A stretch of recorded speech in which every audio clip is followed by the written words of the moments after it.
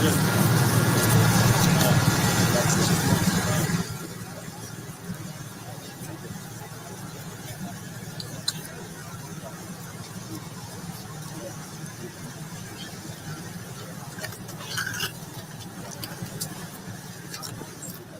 of State addressed this Honorable House was on 29th of September 2022, and in that address, he promised to implement the bottom-up economic agenda to create jobs and empower small businesses. The president also pledged to achieve the universal health coverage. In that address, the president also pledged to connect all Kenyans to the internet by 2030. These were promises that the head of state were making to the country.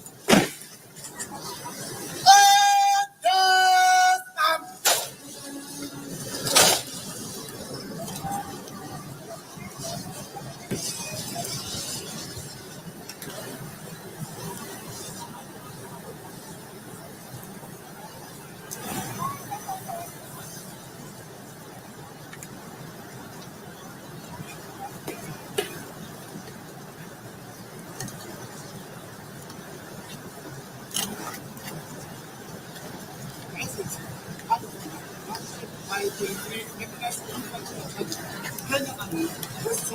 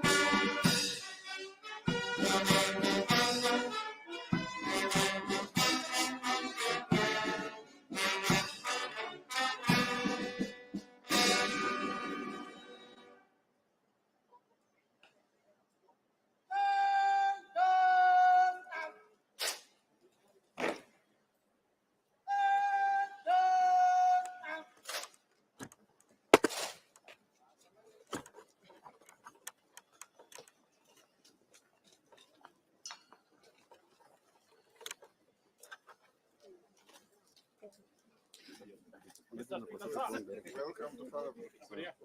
We should not fight. We are the same speaker.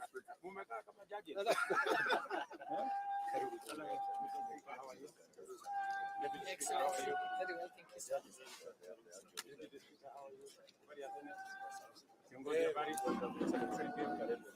Kiongozi, how are you? Kiongozi, habari? Uko salama? Thank you very much. Sorry about the other day.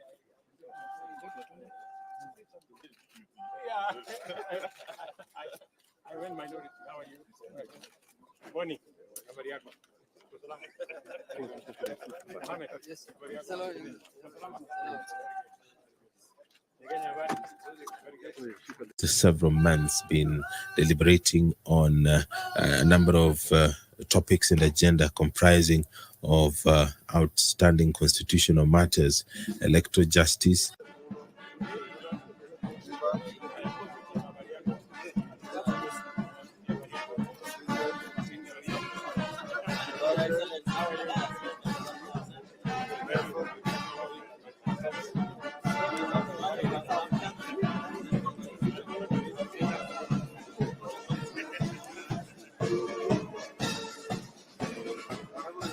We are supposed to be in front.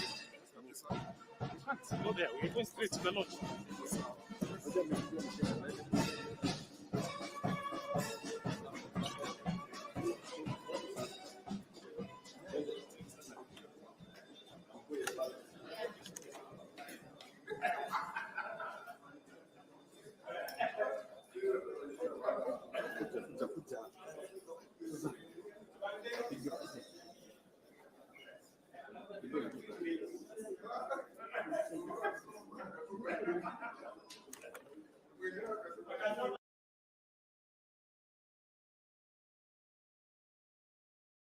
to continue. It is a historic setting. Kenyans do really see such kind of settings perhaps twice every year. Now, during his last address to Parliament, the President asked this House to consider a mechanism in the standing orders to facilitate cabinet secretaries to articulate government agenda, explain policy and answer questions on the floor of the House to enhance executive accountability to the people of Kenya through their elected representatives. This is an agenda that has been achieved, and the members of cabinet, the cabinet secretaries, have been coming both to the National Assembly and the Senate, and they've been able to answer questions which have been asked by Kenyans through their representatives in both houses. The president also did commit during his last address to this House to restore the place of Parliament in Kenya's democracy by respecting the autonomy and oversight authority of Parliament on the executive. There on your screen is Kakamega Senator Boni Khalwale making his way into the chamber, and a number of senators are now walking in. To the left, just on the aisle, is the Deputy Speaker of the Senate, who also is the Meru County Senator, walking into the National Assembly chambers to take his seat. There is the nominated Senator.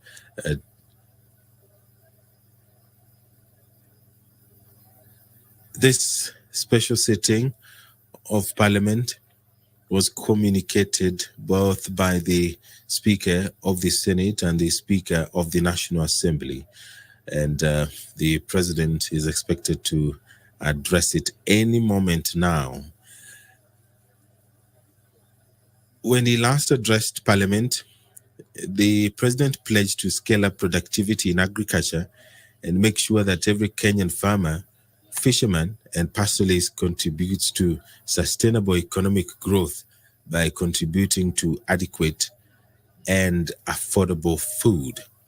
He also did pledge to allocate 50 billion shillings every year to the Hustlers Fund, from which micro, small, and medium enterprises would access affordable credit to start and expand their businesses. The president said that there was tremendous opportunity for Parliament to fully take up its role in resolving the systemic issues that limit access to affordable homes and affordable financing. He did call Parliament to be at the center of ensuring that Kenyans have access to affordable homes. And perhaps that is another topic that the head of state might revisit so that he updates the country on what has been done so far to ensure that Kenyans have access to affordable living. We have seen the launching of affordable housing projects. Today, the president was in Ruiru to inspect such a project, and he has on many occasions talked about the need for Kenyans to afford decent living, and Kenyans are already contributing to that every month. There are some deductions that are going towards the affordable housing. The president, when he last addressed Parliament on 29th of September, did speak about electricity, that the government shall facilitate the development of innovative and effective modalities to provide better off-grid systems, including enabling consumers to form small cooperatives for that purpose. We may perhaps revisit this and update the country on what has been done so far. And it is not just about infrastructural development. The president will update the country on what is being done to ensure that Kenyans uphold our national values. Those are some of the things that the head of state is expected to address in his speech this afternoon to this joint sitting of Parliament. In his previous address, he did speak about health, where he said that Kenya is bound by duty to take measures to make universal health coverage a reality and liberate Kenyans and their families from the threat harrowing poverty that stalks them every time a family member falls seriously ill. In the plan, then, he said that through the support of Parliament and through the support of all Kenyans, the government will restructure the primary healthcare system so that it puts more resources into promotive, preventive, and early diagnosis of diseases.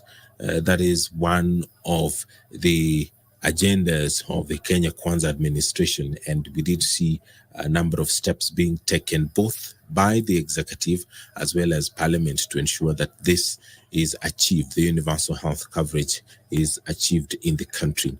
When he also addressed Parliament last time, he did talk about the realization of the National Health Insurance Fund, whose restructuring is not only necessary for efficiency, but also enables it become a fit-for-purpose social insurance scheme that caters for all, including chronic diseases. An update of that, of course, Kenyans are expecting this afternoon. The president also did address issues to do with digital technologies, which he said have become a critical player in economic growth.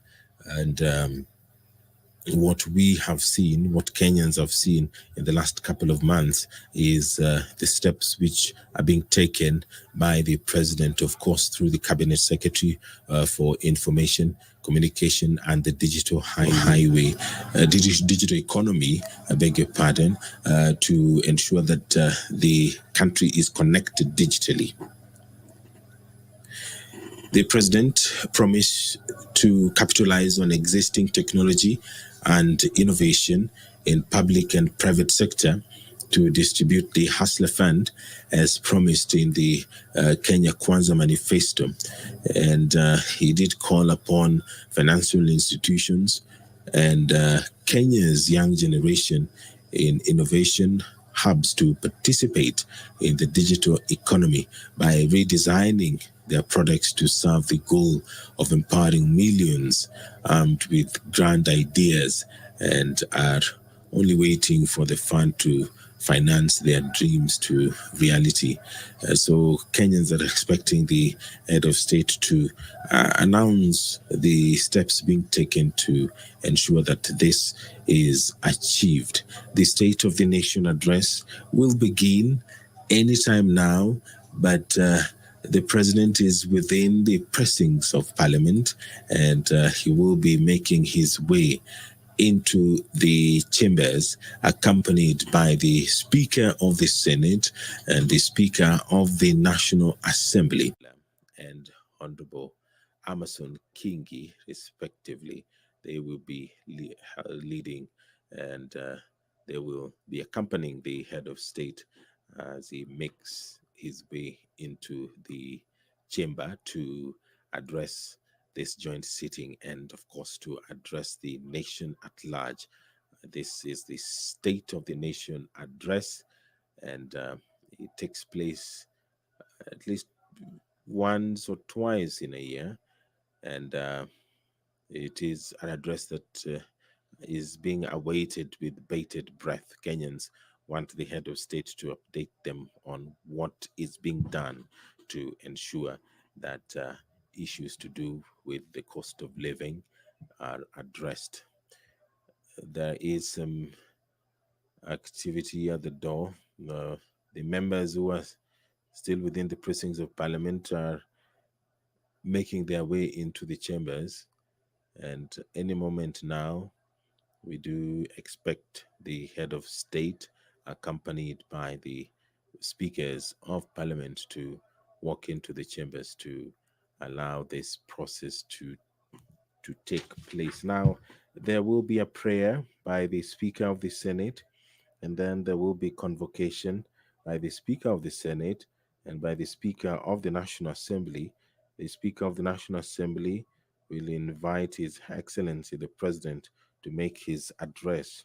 After the head of state will address the House, and after that, there will be an adjournment by the Speaker of the Senate and by the Speaker of the National Assembly. It is not the first time that this is happening. Kenyans have witnessed such occasions before, and what perhaps will vary is the content of that address.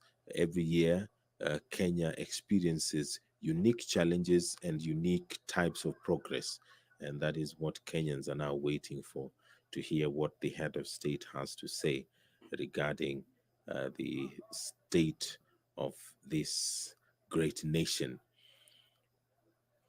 When he addressed this sitting in 2022, he committed and said that he was determined to ensure that Kenya's tax system is responsive to the needs of the economy. The head of state said that the tax system must be equitable, efficient, and customer friendly. He did say that the economic principles of equitable taxation require that the tax burden reflects ability to pay. He said that this is best achieved by a hierarchy that taxes wealth, consumption, income, and trade in that order of preference. He said that Kenya's tax regime then fell short of that. The president said that the government then was overtaxing trade and undertaxing wealth. He did promise to propose tax measures that begin to move Kenya in the right direction. What is the status of this? Kenyans are perhaps going to be asking those questions and hoping that they will be answered this afternoon when the head of state makes that address. And he also said in his previous address to Parliament that the government will work with the Kenya Revenue Authority on a culture change to make it a people-friendly, customer-centric organization. He was of the view that it should be renamed to the Kenya Revenue Service in line with the proposed transformation. What is the status of that? Kenyans are waiting for the president to address that, perhaps. There on your screen are a number of members seated, and on your screen there is the corridor that is leading to the National Assembly chamber. On the wall on your right are the portraits of the former Speaker of the National Assembly, who is currently the Attorney General, Honorable Justin Muturi, and the far right is the current Speaker of the National Assembly, Honorable Moses Wetangula. On your screen is the Sergeant at Arms, followed by the maces. That is on the right, the mace of the National Assembly; on the left, the mace of the Senate carried there, and the clerk of the Senate, and followed by the president, accompanied by the speakers of the National Assembly and the Senate. I will now hand you over for this live broadcast of this special sitting of Parliament. The bicameral House is sitting this afternoon for the State of the Nation address. My name is Edward Kabasa. Enjoy your viewing.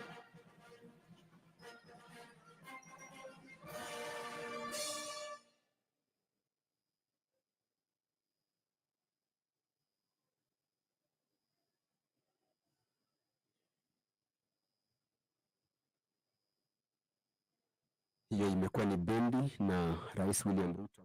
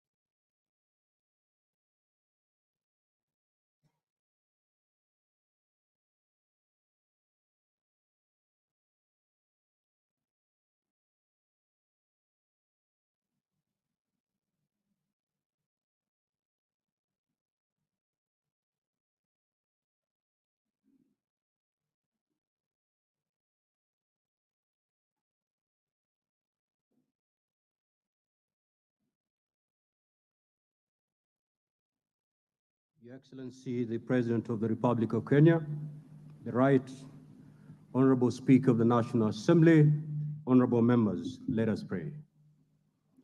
Almighty God, we beseech you to behold with abundant favor and blessings us, your servants, whom you have been pleased to call to leadership positions in this republic. We seek guidance to treat and consider all matters that shall come under deliberation in so just and faithful a manner as to advance the peace, prosperity, and welfare of our country and of those whose interests we've committed to our charge. Amen.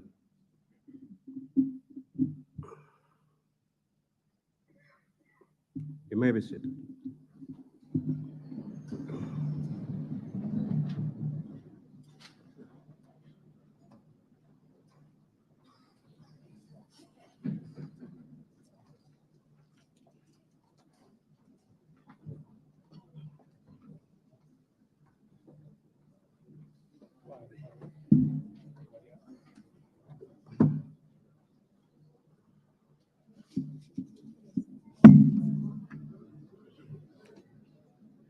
Order, honorable members.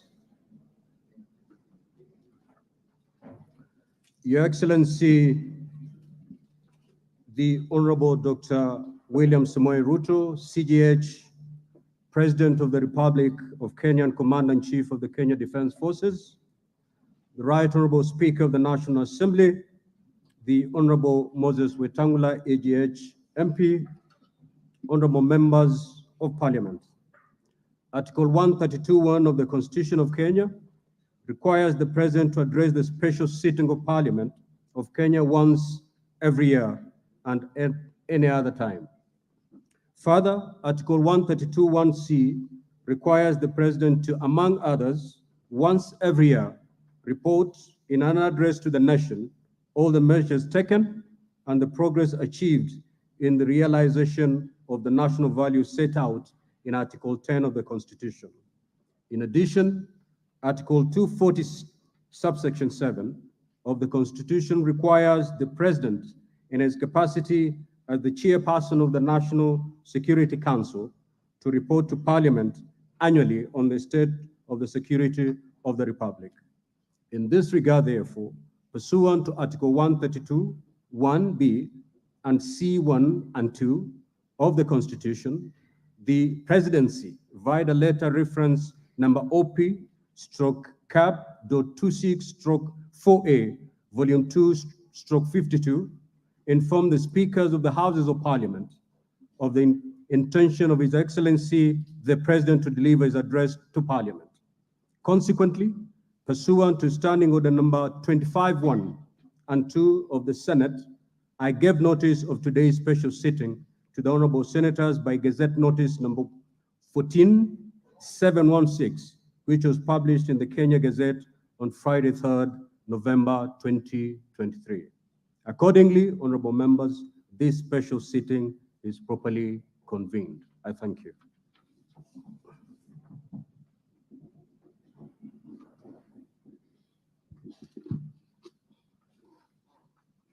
Your Excellency, Honorable Dr. William Samoei Ruto, CGH, President of the Republic of Kenya and Commander-in-Chief of the Kenya Defense Forces. The Right Honorable Amason Kingi, EGH MP, Honorable Speaker of the Senate, Honorable Members of Parliament, members of the Diplomatic Corps, distinguished guests, ladies and gentlemen. Article 1321B of the Constitution of Kenya requires the President to address the nation once every year and at any other time. Further, Article 1321C requires the President to once every year report in an address to the nation on measures taken and progress achieved in the realization of our national values.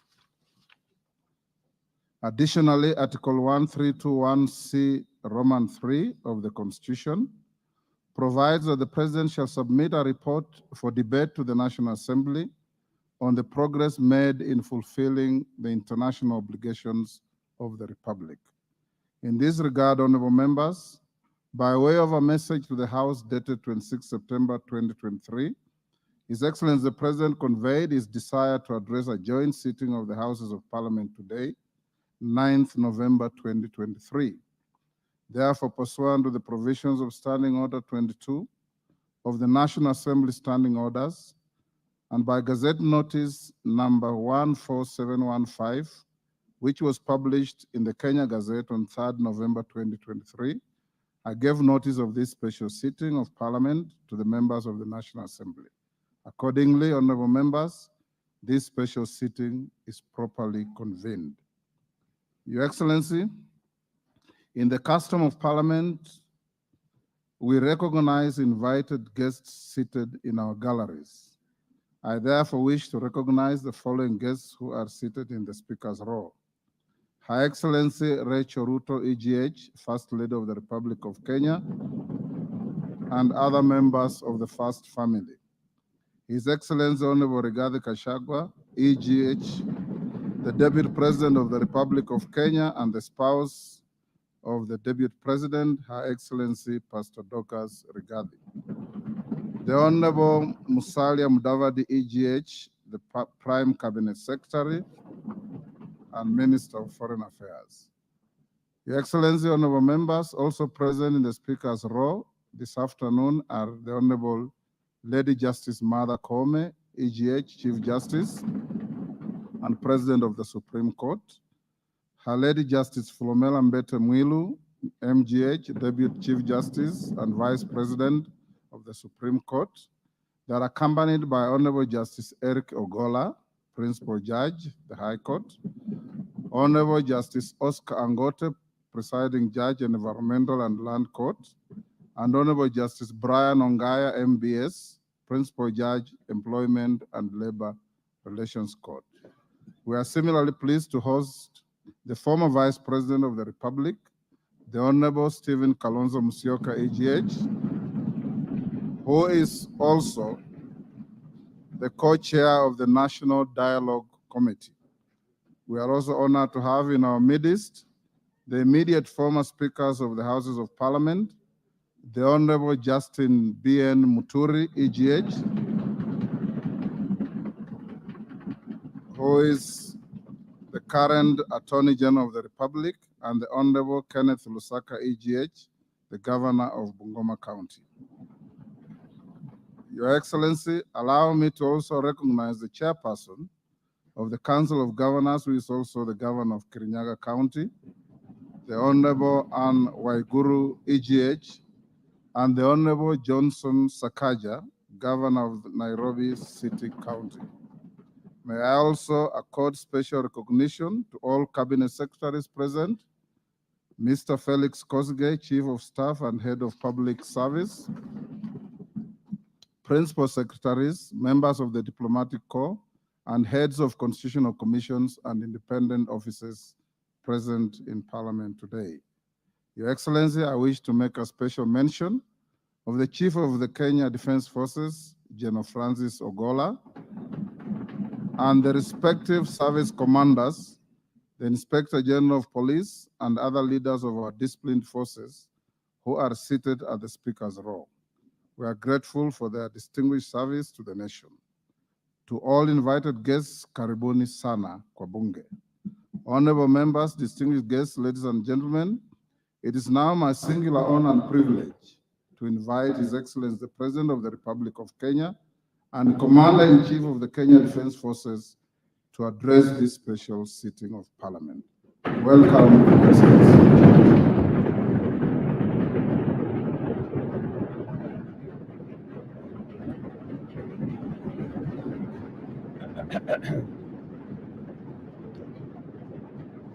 Thank you very much. Thank you very much, honorable members. I arise before this distinguished assembly of the democratically elected representatives of the people of Kenya to discharge my constitutional function under Article 132(1)(c). The occasion requires me to give an account to the people of Kenya, the measures taken by their government under my leadership, and to give full expression and effect to the soul of our constitutional dispensation by implementing the national values and principles of governance set out in Article 10 of our Constitution. I have a substantial report to give on the progress made in fulfilling this solemn covenant, and that the journey of transforming Kenya for the benefit of present and future generations is fully underway. Its positive effect have also begun to bear fruit across many sectors of our national endeavor, from the grassroots all the way to this capital of Nairobi. On the 13th September 2022, last year, when I took office, I undertook to ensure the urgent transformation of our economy and to stop and reverse the negative trends of runaway unemployment, yawning inequality, and widespread poverty, which have denied Kenyans their dignity and extinguished their dreams. The mass appeal of the bottom-up economic transformation agenda was due in large part to the fact that its development and articulation, as well as its content and implementation strategy, represented our national values in action. It was inclusive, democratic, committed to social justice and the protection of the marginalized.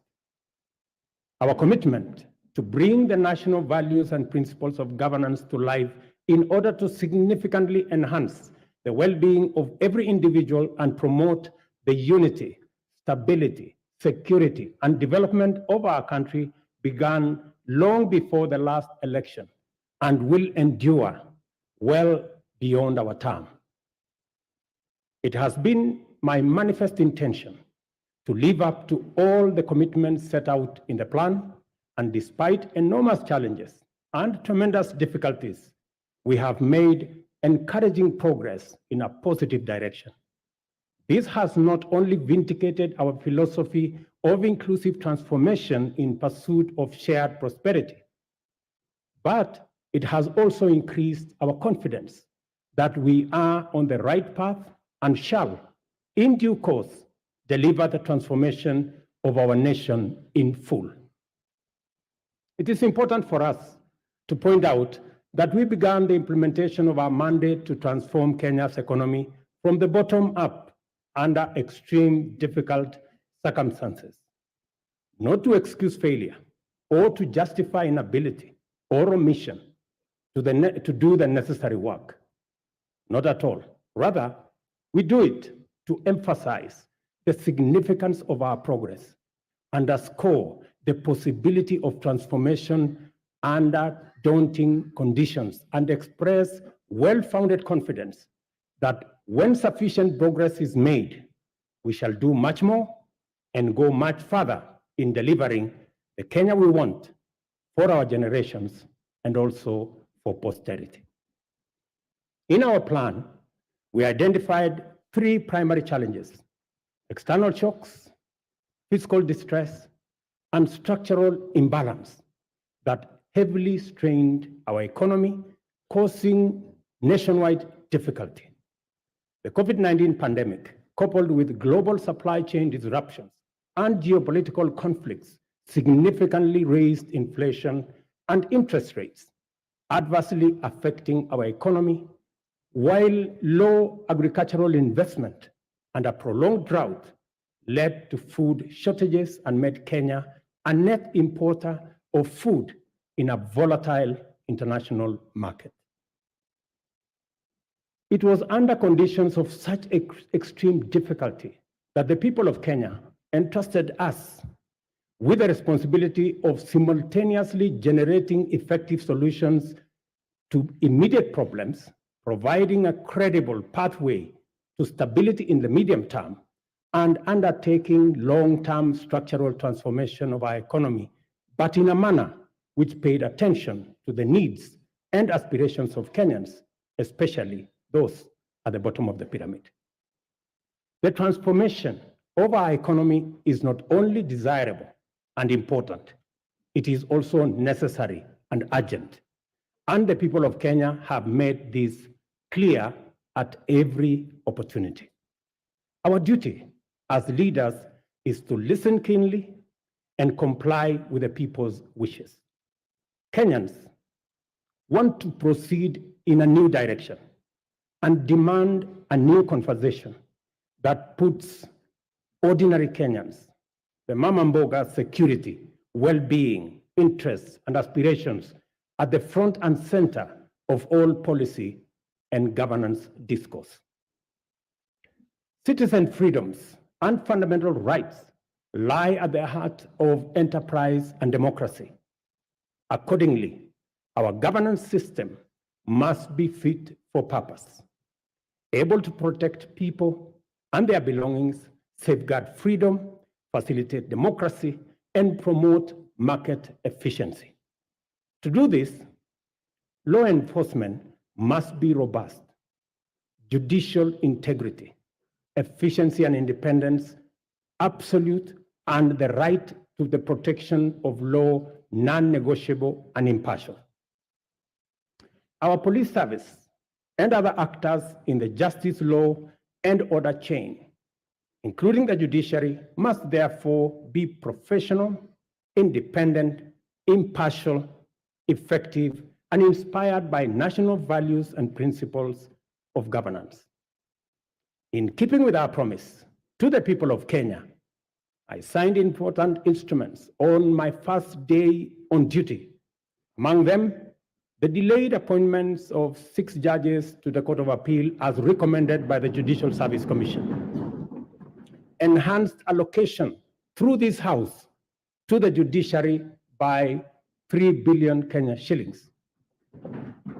Designated the Inspector General, who is sitting in this House as the accounting officer of the National Police Service to enhance police independence, and subsequently appointed a task force led by the former Chief Justice David Maraga to review the terms and conditions of service of members of the National Police Service. This was necessary, members, so that we can cement our place as a nation on the firm foundation of the rule of law. Together with the people of Kenya, we have changed everything. We have transformed the national political conversation from personalities to issues, from regional or ethnic largesse to opportunities for all our young people, from divisions to inclusion, and from status quo to the bottom-up economic transformation for shared prosperity.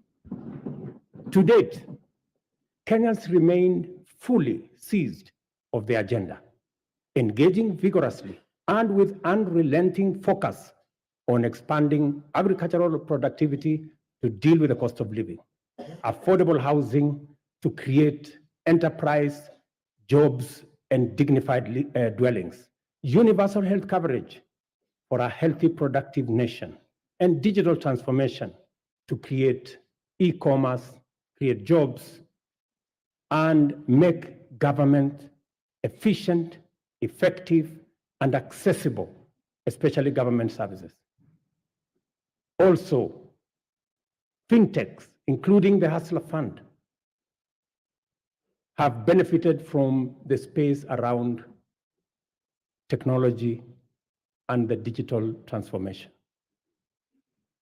By virtue of the internal coherence of our constitutional dispensation, national values and principles of governance set out core directive precepts whose observance imbues every decision and action with implicit constitutionality. To the extent that our plan is aligned with Article 43, the implementation of the bottom-up economic transformation agenda is a program to intensify the actualization of national values with a special focus on citizens at the bottom of the pyramid. From the first day in office, we have worked hard every day to move our agenda forward amid many challenges to forge a path in the direction of progress. This is the essence of our commitment, to make progress despite challenges and move forward by overcoming great obstacles. We must never be defined by our problems, and Kenya's destiny cannot be derailed by our challenges. Honorable members, the cost of living is not an abstract phenomenon. It is a reality experienced by households, which can be addressed through practical action and effective measures. One of the most salient interventions in addressing the high cost of living is the strategy to support agricultural production throughout the sector, ranging from food and cash crops as well as livestock value chains. I am committed to put the shame of hunger behind us once and for all. We rolled out a countrywide farmer registration and fertilizer subsidy program that has made available 5.5 million bags to farmers across Kenya.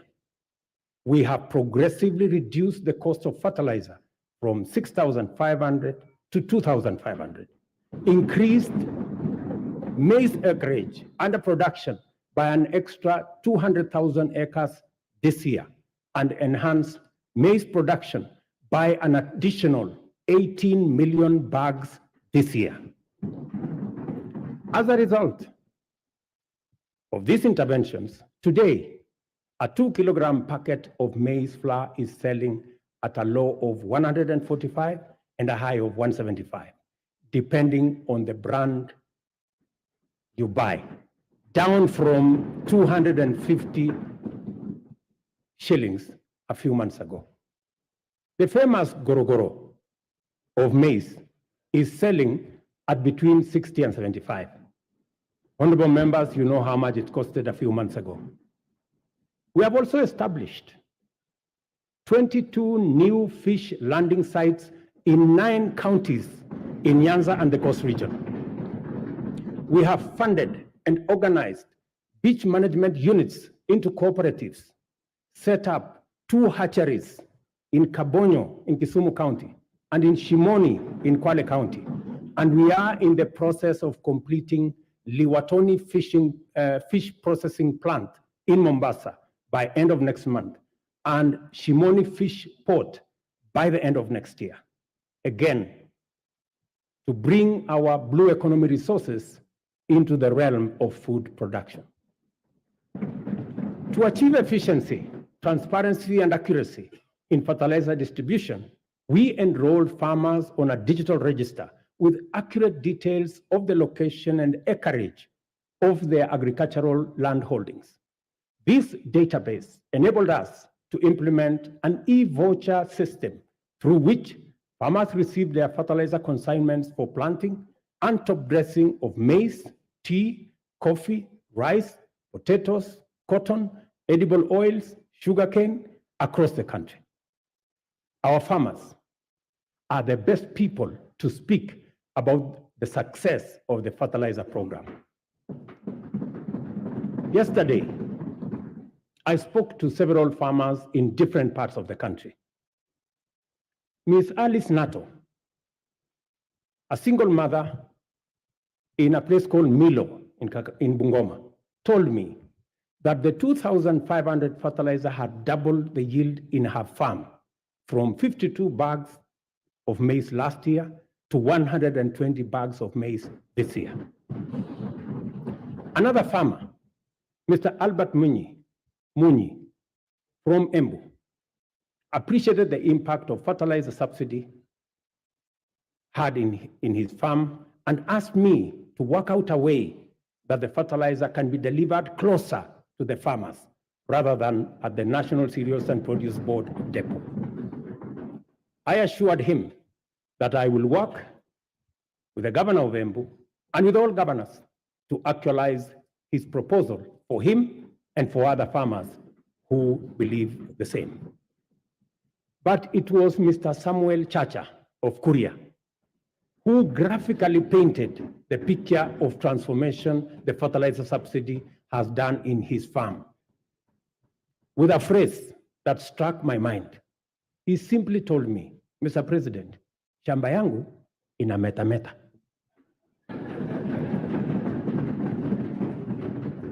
Further, we have made adequate arrangements, including investment in necessary infrastructure to facilitate post-harvest management and to prevent post-harvest losses.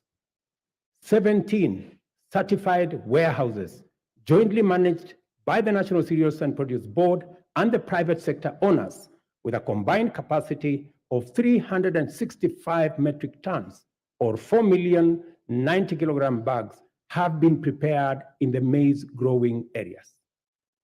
The National Cereals and Produce Board shall provide a subsidy maize drying service to farmers at a fixed cost, as was announced by the Minister, of Kenya shillings 70 per bag, which is a significant improvement from the previous rate of Kenya shillings 350 per bag. Yesterday again, the first consignment of the 100 mobile dryers this House facilitated my administration to buy for use by our farmers. I announced to you yesterday the first consignment of the dryers docked in the country. Additionally, we are enhancing dairy productivity for better farmer returns. The government, working with milk processors, I had a long conversation with them in Nakuru. We are mapping the country to ensure coolers are supplied where they are needed. Soon, farmers will be paid based on milk quality, boosting incomes, and they can also enjoy global market access. Our reforms in the coffee sector are bearing fruit, with our farmers set to earn 4 times advance pay for their crop, from a low of 20 to now Kenya shillings 80, following the allocation of Kenya shillings 4 billion from the Coffee Cherry Fund that was ably facilitated by this House. Coffee reforms regulations will give farmers the necessary representation and weight at the national coffee auction. It is my intention to make sure that the auction operates with farmers at the center of it. These measures are expected to aid ongoing efforts, including expanding production to new counties and double coffee output in the next 4 years.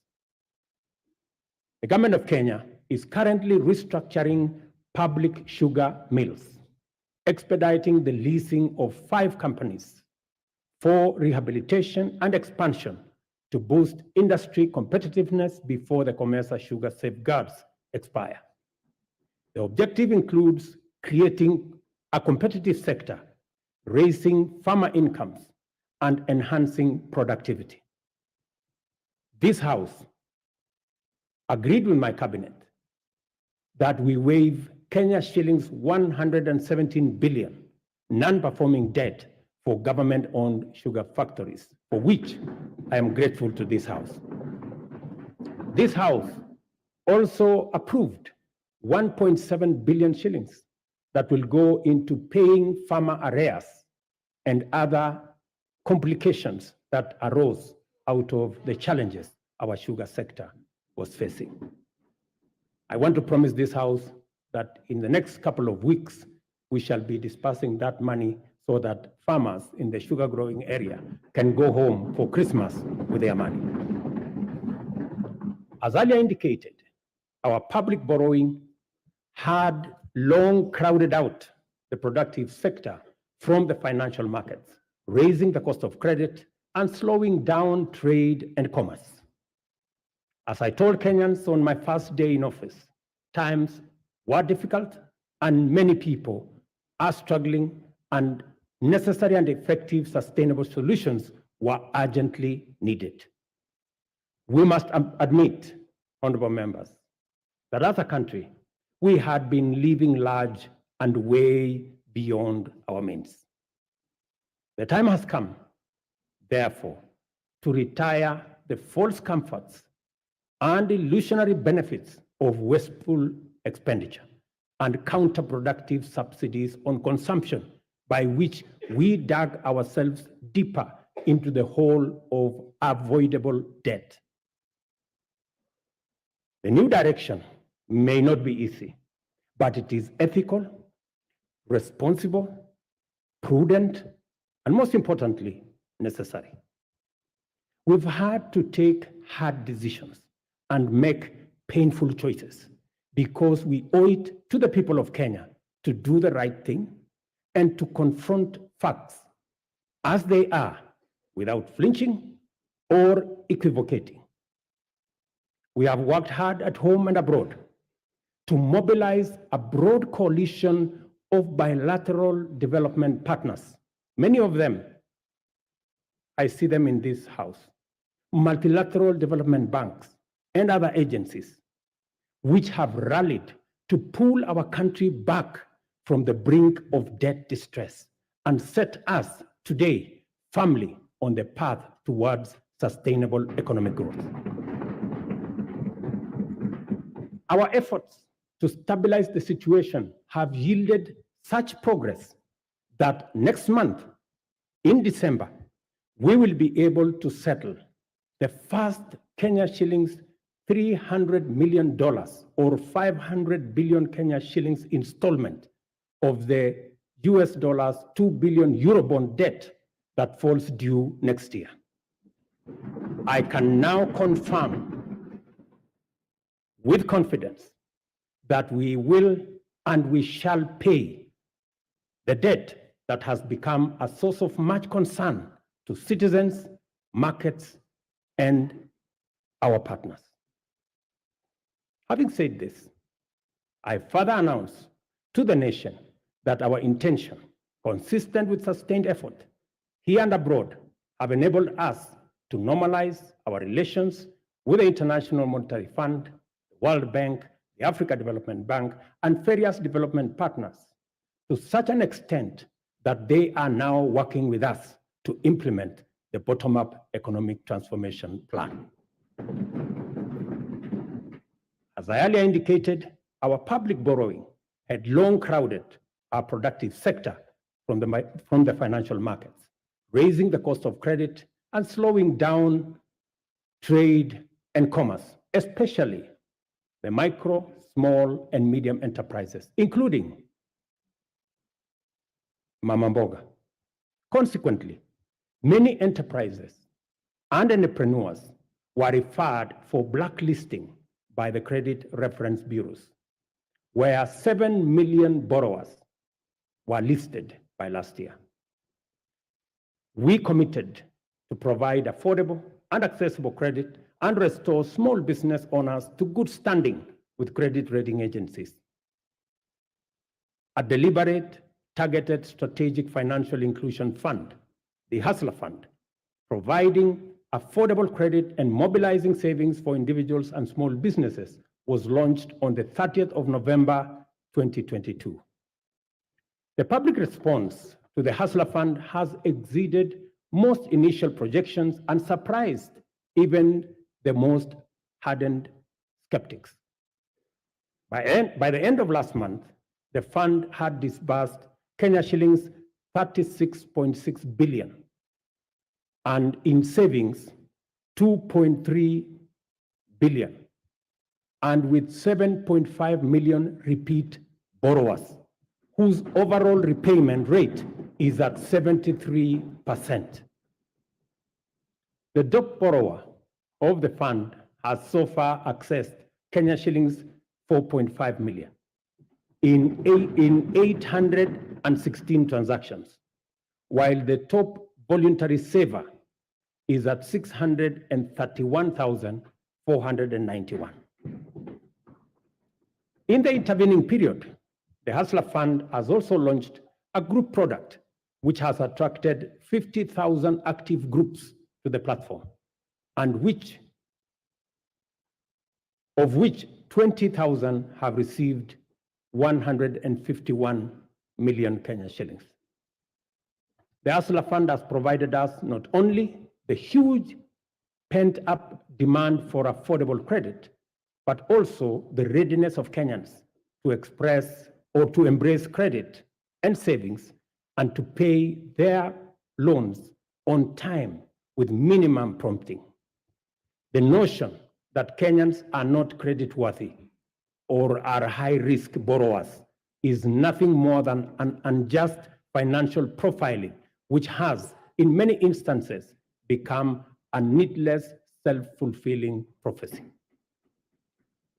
Yesterday, when I called Harrison Karisa Kenga, a tuk-tuk operator in Mombasa, who has accessed 714,000 from the Hustler Fund, he suggested to me to find a way to have the fund provide asset financing so that he can buy for himself a tuk-tuk because the one he had was not his. I assured him that during my address today, I would ask the ministry responsible to respond to him.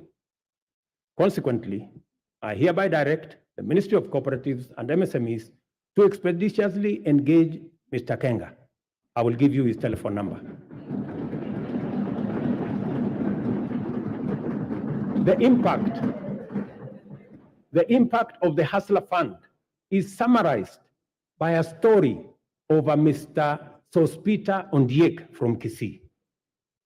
I suggest that the Kenyan film industry should look for him so that he can tell you his full story.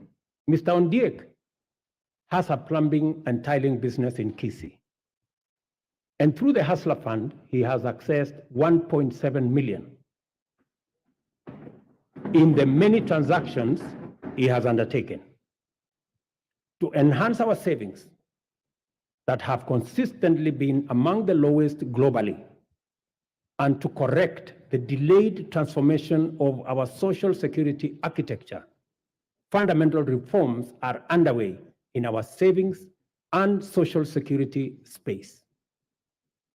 As promised, we committed to take deliberate measures to foster a strong culture of savings amongst Kenyans and enable them mobilize resources for investment and development of intergenerational capital to eliminate old age poverty and to ensure comfort in retirement. Until recently, the rate of Kenya's public pension saving stood at 1.4 billion shillings a month, which is the lowest in our region at only 12.5% of our GDP. As a result of our initial interventions, the savings situation in Kenya is changing for the better. Contributions, honorable members, to the National Security Fund have grown from 1.4 billion shillings in January to 6.5 billion shillings every month, this month. The implication of this growth in our national savings is that it will significantly consolidate our nation's ability to invest in development using domestic resources as opposed to us going to borrow other people's money when they save.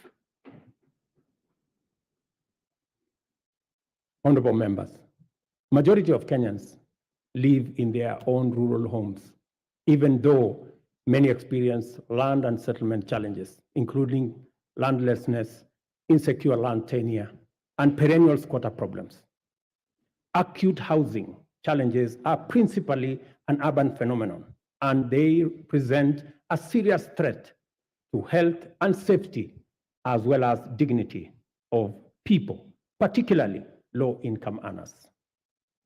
The proliferation of slums in our urban areas indicate the extent of this serious problem and the urgency with which it must be addressed to enable Kenyans have greater choice in leading dignified, safe, and healthy lives affordably.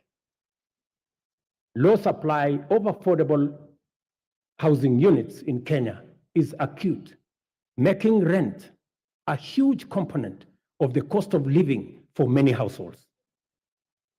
The increase in affordable housing units is a strategic intervention to not only supply affordable dwellings for Kenyans, but also as a means to reduce the cost of living. 3 categories of houses will be supplied by this program: social housing, affordable housing, and for the rest, market rate housing. Interest on financing is where we intend to make the big difference. Interest at the moment, as all of us know in this house, is at almost 18%. But under this program, all interest should be or will be at single digit. For social housing, the interest will be at 3%. You know, honorable members, that we all get 3%. So even the people in the social space, they also deserve to get 3%. Those in the affordable housing space will get 6% and 9% for the people in the market category. The affordable housing program has received tremendous support from county governments across Kenya. And I want to thank governors, and I know the chair of the Council of Governors is here, through her, all governors who have worked with us to make sure that this program becomes a reality. The construction of 46,792 units in various parts of Kenya is already underway. while another 40,000 are ready to commence in a couple of weeks. 50,000 Kenyans are working. People who were previously unemployed, they are now engaged directly and indirectly in this enterprise. And the numbers will significantly increase as the projects move into the next phase and as we roll out many more units. A total of 746,795 housing units are in the pipeline as I talk to you, under various stages of delivery. More jobs are being created with the formalization of the Jua Kali clusters, providing products like doors, hinges, and windows. And this morning, as I visited one of the sites that I went to launch the construction in March, I was amazed that a site that was flat in March today, and I was with the Member of Parliament for Ruiru, today has 11 block units, almost at 60% complete. And I also met the Jua Kali cluster for Ruiru, and they have been given a contract of 140 million to be able to supply doors and windows.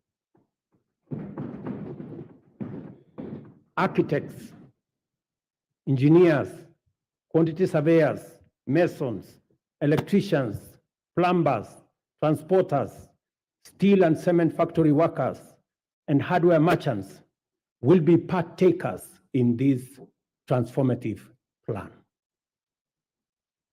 I spoke to Moses today at the site in Ruiru, an electrician, and he told me out of the 1,700 workers in the site today, he was in charge of 114 electricians who are engaged in that site. And he asked me, Mr. President, make sure the next site is ready for us because we will finish this ahead of time. Let me also say, we are constructing 400 markets across Kenya to provide Mama Mboga with a dignified working environment, complete with water, electricity, and other amenities. And I want to thank members of this House for participating in various ways and working with us and also with the counties in identifying the right locations for these markets.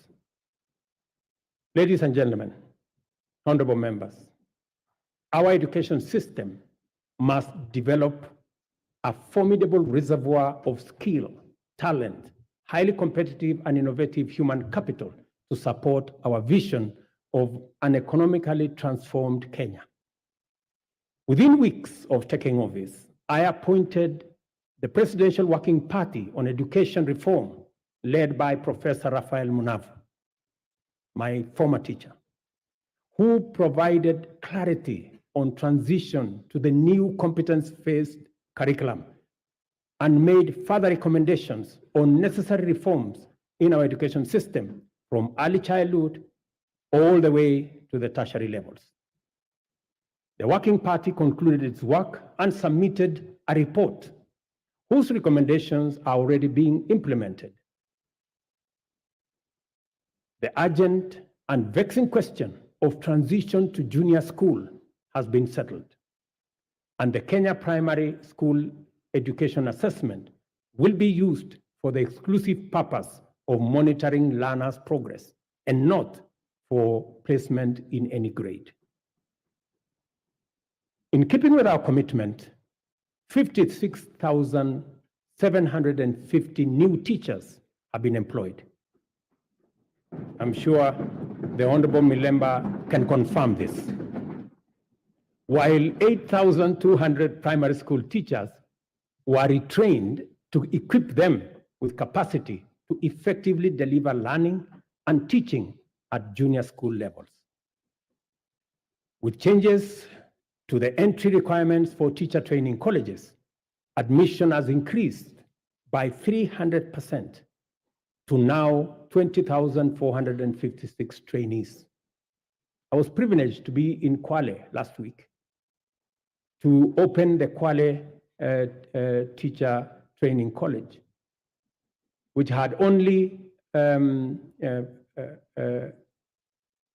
less than 100 students a few months ago. And when I went there, the principal told me that the numbers have increased 4 times. At the tertiary level, the Working Party recommended an overhaul of the existing education funding framework to a variable scholarship and loan model in order to address the financing gap, which denied many Kenyans the opportunity to pursue tertiary education in our universities and TVETs, but also created many complications in our universities and institutions of higher learning, that by last year, our universities had accumulated debts of close to 60 billion Kenya shillings.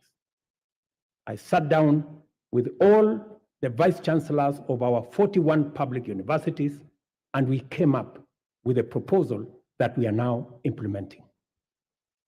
The new model for financial support is student-centered and deploys a rigorous, impartial means testing instrument to establish the level of need of every student, which then becomes the primary consideration in allocating scholarships and loans. To fully democratize our education system and make higher education accessible and affordable to all, we have also chartered the Open University of Kenya, following requisite cabinet and parliamentary approvals. I want to thank this House for expediting the Open University Charter that had been in the works for the last 10 years. I also want to announce to you that the first 1,000 students will report next month. In the course of consulting Kenyans from all walks of life during the formulation of the bottom-up economic transformation agenda, the foundational contribution of health to citizen well-being and the role of costs in driving up poverty were identified as chronic. The implications are very clear, and we cannot afford to delay the delivery of universal healthcare anymore. Consequently, we have instituted radical reforms in the provision of healthcare services in Kenya, including the enactment of 4 new laws that will anchor the implementation of this bottom-up approach to healthcare. I am tremendously grateful to this House and honorable members for enacting the Primary Health Care Act, the new Social Health Insurance Act, the Digital Health Act, and the Facility Improvement Financing Act. These laws, honorable members, will usher in and guarantee a new era in the provision of healthcare, covering all essential services from preventive, promotive, curative, palliative, and rehabilitative services, guaranteeing every Kenyan access to comprehensive and quality healthcare. Under Afya Nyumbani, we have scaled up our investment in healthcare workforce, employing 20,000 new healthcare workers, deploying 8,429 workers whose contracts had lapsed, and enrolling 3,394 interns across the country to increase the availability of human capital in our public health sector. Working with county governments, and I'm again grateful to them, we have taken measures to resolve the perennial challenge of human resource management in the health sector, occasioning strikes, by establishing the Kenya Health Human Resource Advisory Council, which will be a trusted mediator between government at both levels and our health sector workers. Further, under the Afya Nyumbani model, we identified preventive care as an essential pillar of healthcare service delivery because it enables Kenyans to manage their conditions early enough before they cause serious harm in their well-being and productivity. Community health promotion is our bottom-up intervention to deliver preventive and promotive health solutions at the grassroots by deploying community health promoters to visit Kenyans at their homes, provide basic diagnosis for common conditions, and refer cases to appropriate medical facilities. Together with all the 47 counties, and again, I'm grateful to the governors, we have deployed 100,000 community health promoters fully equipped with the necessary kits and an electronic community health information system. In the last 1 month, CHPs have attended to 1.2 million households, just in the last 1 month. I spoke on phone to Mr. Masood Dirie, a community health promoter in Garissa, yesterday, who told me he has been a community health promoter, health volunteer since 2011. Unlike before, now he has a full medical kit and has used it to confirm that 7 people in his locality had high blood pressure. In a twist of fate, he tested himself and discovered that he too had high blood pressure. That's what he told me. And so, apart from referring others, he also had to make way to the hospital.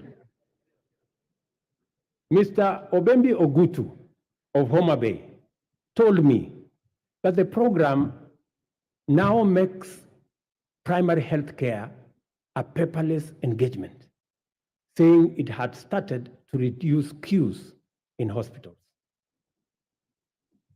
Through the Facility Improvement Financing Act 2023, we have established a framework that confers financial autonomy to health facilities, enabling them to retain funds generated with a mandate to improve facilities, capacity, and to provide healthcare services within that locality. In addition, the Kenya Medical Supplies Agency, as part of many radical reforms, will now deploy ICT to manage supply chains of essential health products and commodities. As a result of this small intervention, KEMSA has improved its stocking rate from 40% to 60% in the last 5 months. And we are now targeting 80% by March next year. As it's becoming clear, we cannot hope anymore to deliver services to Kenyans in their millions across the country with any measure of efficiency, integrity, transparency, and accountability without ICT. From education and health to agriculture and financial inclusion, digital technologies reign supreme in transforming service delivery, governance improvements, and catalyzing efficiency throughout the economy. We have commenced the rollout of 100,000 kilometers of the last mile fiber optic connectivity to make reliable high-speed internet available throughout Kenya, along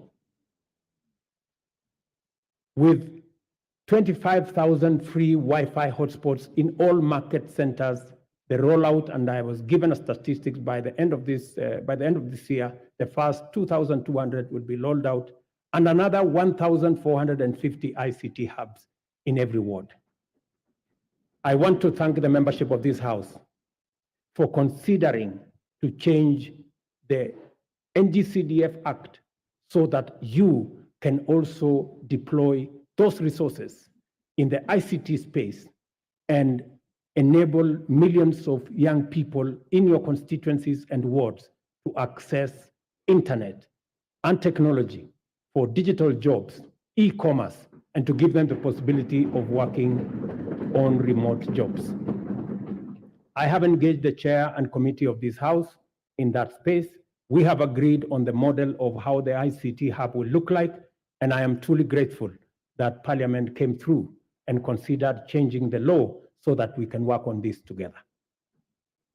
We have expanded digital provision of public services to encompass 13,000 services to date, and it is my commitment to ensure full digitization by the end of next month. Our decision to enhance efficiency and integrity in the provision of government services has gone a long way to improve revenue collection. Working with the private sector, we launched the local assembly of affordable smartphones last week in Athi River. Digitization and automation enhance service delivery and citizen satisfaction, and also assures greater accuracy, transparency, and accountability, and reduces opportunity for corruption in the course of transacting with government ministries, departments, and agencies.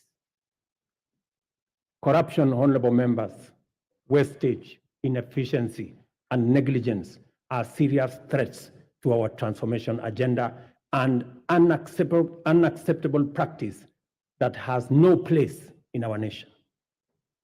I have given my firm assurance to the people of Kenya that cases of misconduct and corruption shall be dealt with ruthlessly, with finality, and expeditiously. I ask this honorable House to finalize the Assets Declaration and Conflict of Interest Bill to further tighten our anti-corruption policy framework and eliminate space for those who want to steal our money. The security and safety of all citizens is our foremost commitment and most fundamental obligation, without which every other endeavor is not possible. The reason why Kenya has continued on the path of steady progress is that we have maintained stability, peace, and security by affirming our territorial integrity and maintaining internal tranquility. This is not to say our country has not had its share of security challenges. The specter of terrorism is a continuing threat that we must remain constantly vigilant against. Pockets of banditry, cattle rustling, and armed lawlessness have besieged and devastated communities in the North Rift, Northeastern, and occasionally parts of Eastern and the coast regions. We all know that insecurity disrupts lives and destroys livelihoods. Our country has lost too many people to this menace. Many children have been orphaned and missed school, and many families have been displaced because of lawless men taking up illegal arms and waging war against communities. The government exists to ensure that those who challenge our sovereignty, territorial integrity, national security, and the safety of the people of Kenya are expeditiously countered and rendered harmless. We have therefore taken firm and decisive measures to deal with the challenge of banditry, armed crime, cattle rustling, and other forms of impunity in all parts of the country, beginning with a successful security operation to restore calm in the North Rift. We have been systematic, focused, thorough, unrelenting, and totally committed to removing for good all threats to lives and livelihoods of Kenyans.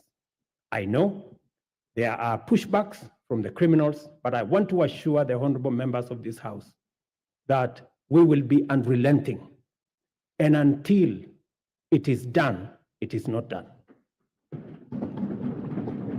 In discharging this commitment, we have been mindful not to use security imperatives to commit impunity, including misuse of resources and extrajudicial infringement on freedoms and fundamental human rights of citizens.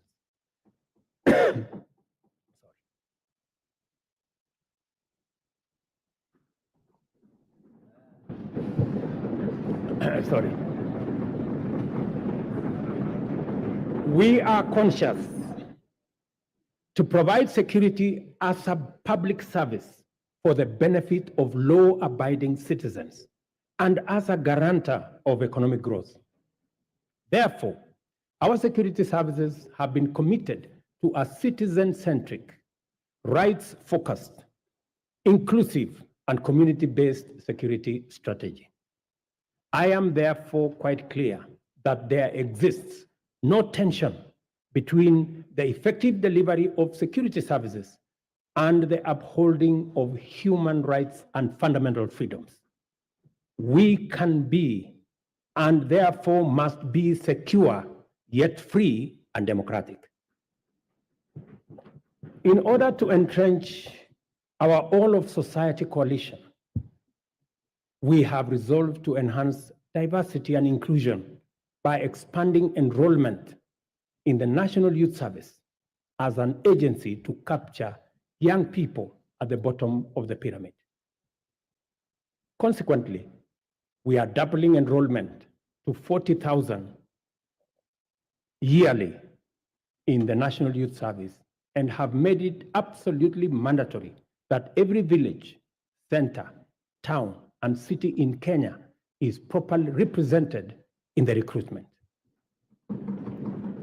To consolidate this proposition, we have directed that 80% of future recruitment to all security services, from the military, the police, KWS, Kenya Forest Service, and all other security agencies, 80% will come from the well-trained, talented, and committed young men and women who have undergone training at the NYS.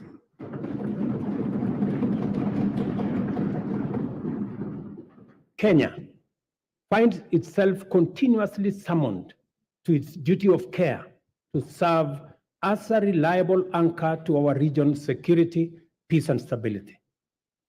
We continue to answer our historic, moral, and strategic responsibilities to deploy our resources in solidarity with our region in general and our immediate neighborhood in particular.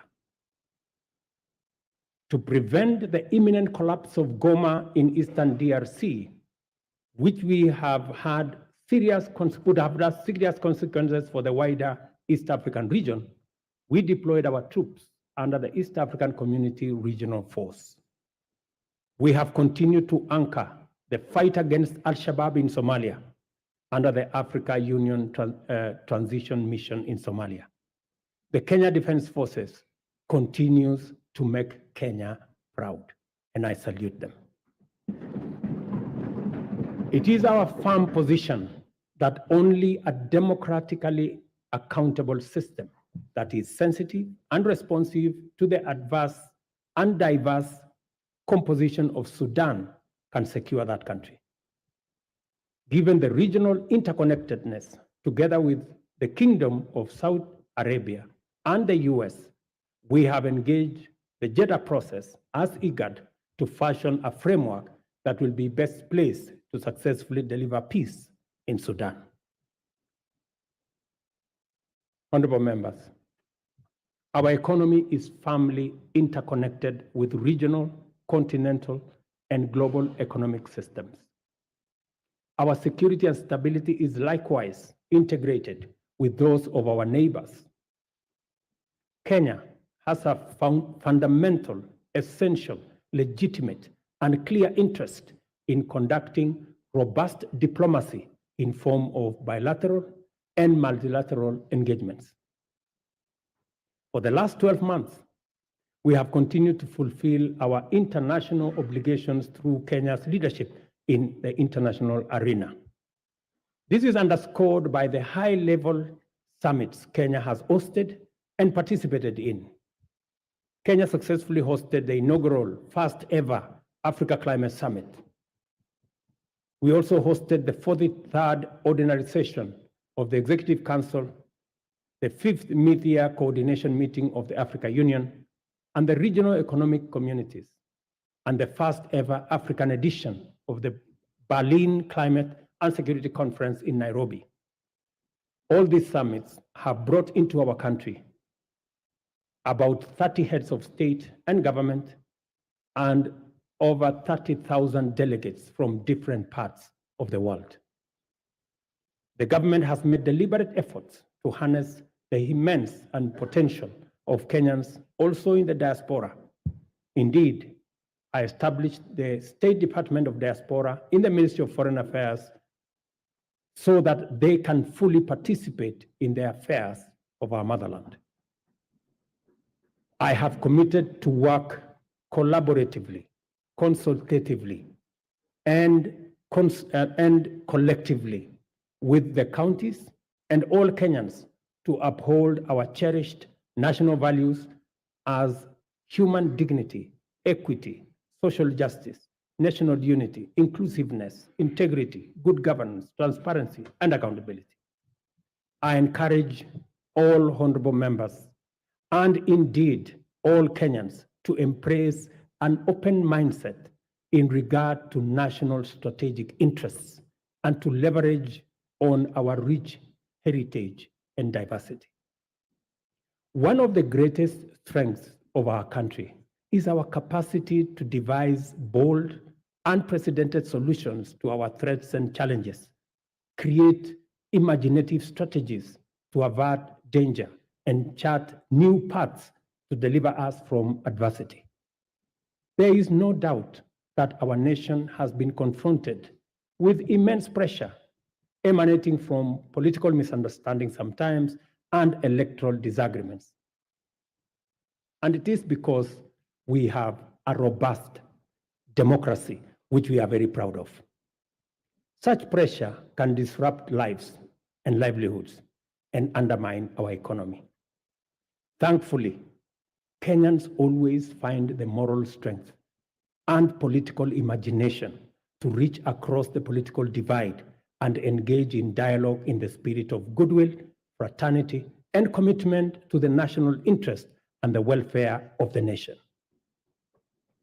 It would be, honorable members, remiss of me not to mention the ongoing bipartisan process of national dialogue that has enabled our leaders to find common ground on many of the issues whose resolution will accelerate our transformation, deepen our democracy, and enhance national unity. Specifically, I thank the two co-chairs, my good brother, Stephen Kalonzo Musyoka, our former president, and the leader of majority in the House, Kimani Ichung'wah, for doing a wonderful job. Congratulations, gentlemen. I salute the courage and patriotism of my fellow leaders who have embraced national dialogue and engage and encourage all of us to keep up the noble work of bringing Kenyans together. There is so much to report about the progress we have made in serving the people of Kenya and transforming our economy. I have provided only a summarized highlight of the most salient instances of transformational progress in my address. It is my pleasant duty to hand to the speakers of the Houses of Parliament the three reports in full as follows: the 10th annual report on measures taken and progress made in the realization of the national values and principles of governance, the 10th annual report on progress made in fulfilling the international obligations of the Republic of Kenya. Number 3, the 10th annual report on the state of national security. I will not hesitate to acknowledge with profound humility that a lot of the successes we have achieved in delivering the bottom-up economic transformation agenda was due to the patriotic support and solidarity from members of this House, both in the Senate and the National Assembly. We are fortunate to be attempting this ambitious historic project of radical change in a bipartisan era when dialogue, consensus, collaboration, and partnership have replaced dissent, contention, conflict, and disarray as the operating principles of political discourse. Issue-oriented politics, honorable members, is not just a democratic necessity and a pathway to sustainable transformation. It is the most effective way of mobilizing diversity for collective national good. As the world reels from the destructive assaults on democracy and the relentless of subversion of human dignity, freedom reigns supreme in our land, and our democracy grows deeper and more robust by the day. Our collective resolve as a nation to further entrench constitutionalism, democracy, good governance is a unique quality confers on us an incomparable advantage, the power to face the future without fear, to imagine a transformation that extends to posterity and envisions prosperity that benefits our children's offsprings and beyond. As long as we put the welfare of the people of Kenya as our central agenda and play our respective roles in ensuring that government is effective and accountable, efficient and transparent, Kenya's best fortunes are well within our reach. I am persuaded, honorable members, beyond any reasonable doubt, that we shall achieve transformation beyond our wildest dreams within this generation. As a leadership and as a people, we have a historic opportunity to preside over the greatest transformation and progress ever witnessed in our nation. Kenya is a nation of brave, hardworking, enterprising people who are determined to prevail in the struggle for economic freedom and win the race for prosperity. In a nation like ours, great deeds will be accomplished whenever and wherever opportunity exists. This is why the hard work we have done is already showing the promise of abundant fruit. We have laid a firm foundation for rapid development, and Kenya is no longer on the marks. The state of our nation at this moment in time is prepared, all set, and ready to go. I thank you, God bless you, and God bless Kenya. Thank you very much.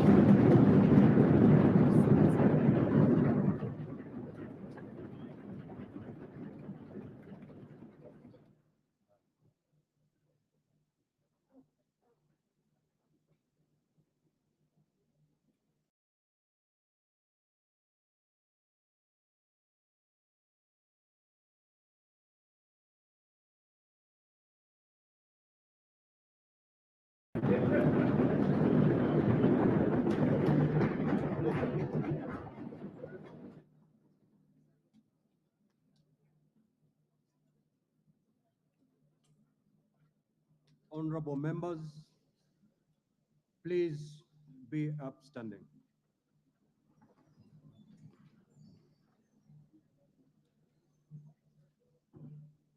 Your Excellency the President, the Right Honorable Speaker of the National Assembly, honorable members, we have come to the conclusion of the business of the day, and it is now time to adjourn.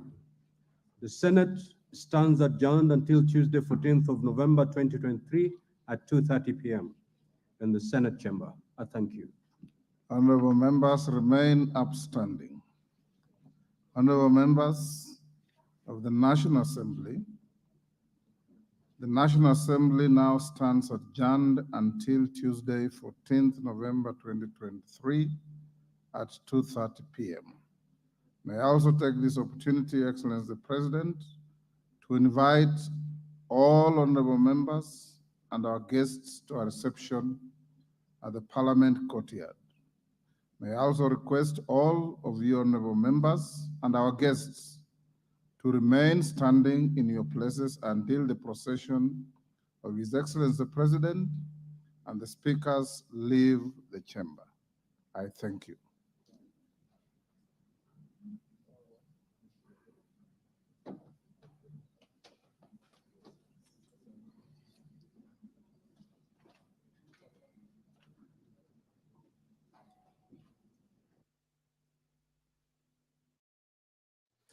You have been watching a special coverage of the proceedings of Parliament of Kenya, a joint sitting of the National Assembly and the Senate, where the President of the Republic of Kenya, Dr.